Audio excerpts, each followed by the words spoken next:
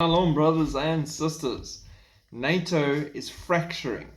In a U-turn, Poland has announced it will no longer arm Ukraine.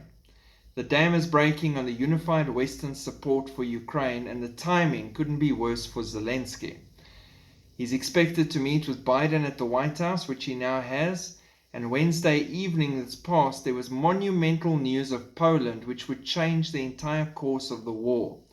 Poland will no longer arm Ukraine to focus on its own defenses, Polish Prime Minister Mateusz Morawiecki announced hours after Warsaw summoned Ukraine's ambassador related to a fresh war of words and a spat over blocked grain, according to the AFP. Warsaw has throughout more than a year and a half of the Ukraine-Russian war been Kyiv's staunchest and most outspoken supporter. Within the last 48 hours, relations between Poland and Ukraine spiraled to the lowest point since the invasion, and it is directly related to Warsaw leading a handful of EU countries to extend a grain export ban on Ukraine, amid continuing anger and outrage from Polish farmers who are suffering due to their country being flooded with cheap Ukrainian wheat. Now, the interesting thing here is Putin said all along the wheat from Ukraine is not making it to Africa and countries where the need is highest. It's going into Europe.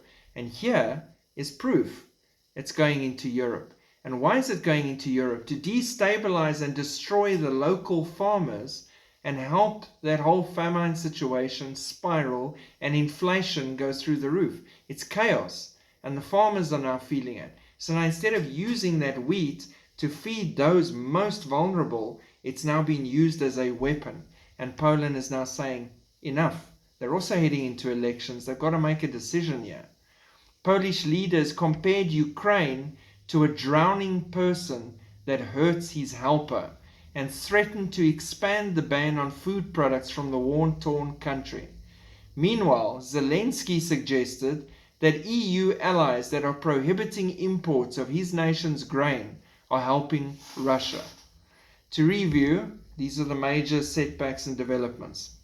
Number one, Zelensky fired 6 top-ranking defense officials over corruption after firing longtime Defense Minister Reznikov in a graft probe. Number 2, American transgender spokesperson for Ukraine's territorial defense forces, Sarah Ashton Kirillo, was suspended indefinitely by the Ukrainian military in an embarrassing debacle. You can go look at that one.